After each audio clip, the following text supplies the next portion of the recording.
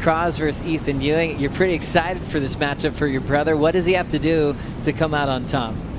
I think he just has to do him. Like, if he does his best surfing and Ethan does his best surfing, like, to me, they're pretty evenly matched. Ethan right there, kind of try to sneak past him, Joe, and we've seen experiences like that, especially from Griff right here in the booth last year. That is just a tremendous turn, and we're talking about somebody quick, somebody tall, Joe, who just fully extends both times on rail right there and still got to the inside right here. Griff, the one thing I really like about your brother, he's got an excellent tempo at a point break.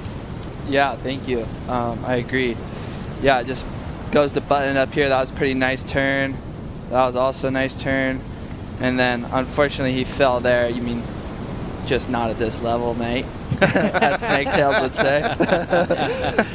But I do think it's still going to be over a 6 at least, maybe in the 7s. Those first 2 carbs were pretty massive, and we haven't seen that in a while. So, yeah, we'll see how it comes through. Gosh, he's pushing hard. You can see how strong he's gotten over the years, how much power and whip he's putting into those wraps. But yeah, missing the finish, so leaving some points out there. There is definitely an impression it makes on the judges, just the complete package, isn't it? From a big first turn all the way through and staying on your feet.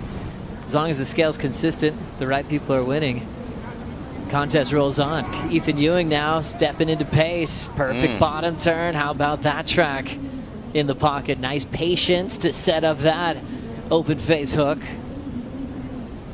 Nice control of that power, jamming those cutbacks right into the pocket. Changing gears off the lift. There's that classic little step from Ethan. Full roundhouse wrap with the rebound. Bowling section. Lays into it off the top. He's got another running section to lay down a wrapping turn. Inside wall allows him to go up vert on the closeout section. And just a brilliant series of forehand hooks for the Australian. I'm just saying, like, ain't many people in the world that could have surfed a wave like this, like the way Ethan did. Yeah, that first carb was beautiful. Absolutely beautiful. That was really nice. And then here, kind of a little sleepy here, but I mean, obviously keeps it smooth and fluent. I thought that turn, was kind of the section wasn't very good, but that was the one turn that I could pick apart. And then this inside, he does really good to mix it up, lay back jam there. Nice wrap here, little catch. I mean, I'm going to get hypercritical on these guys and then finish it. So, I don't know. I'm thinking half point better than Crosby's wave. We'll see how it comes through, though. You know what's so crazy, though, Joe? This is a wave that basically went flat for the mid to late section. And once again, I mean, he is just surfing rail to rail the entire time and maintaining that speed throughout the entirety of the wave. And as you know, Griff, judges want to see you really maintain that speed, and not only that, keep their attention going the entire time, right? But Joe, there's 2 or 3 maneuvers in this wave right here where he's just controlling his speed so well. And we're talking about a premier surfer at a point break. I know that what you're bringing up, Mitch, is when you have that south side Griffin's focus, though, because his little bro is going to town. Big wide open hooks off the top. Crosby looks engaged. Nice control of that rail hook, and he'll push out in front, start to fade. Wave's going a little off speed. Sticking to the pocket. Great work out the back. Now the Cross belts it with control. Solid. A lot in that finish. Nice celebration with the claim. And everyone made sure that they're down in the Red Bull athlete zone for this clash. Let's watch it right here. Okay. Nice smooth face. Woof. I mean, that's spray to the moon right there. And then, oh gosh. I mean, those... I'm getting the giggles over here. Come on now. Come on now. Keep giggling, bro. This is insane. What about the back end of the wave? You love the start. Yeah, I mean, let's see right here. Boom, hits the lip, gets the fin ditch. Didn't really throw much spray, but, you know, finished it, got the ditch. That's going to be excellent, in my opinion. Oh.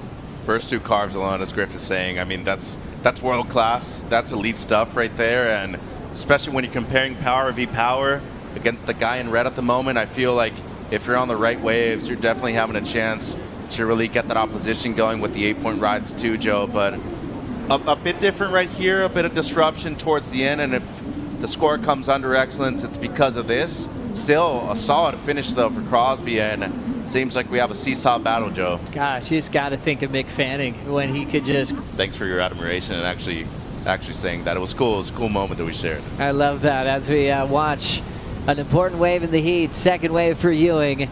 Hits the first section. Nice control off the top of that one. And just a subtle fade. Kind of finding his feet on this one, and actually he's over it. Now he's looking over his shoulder.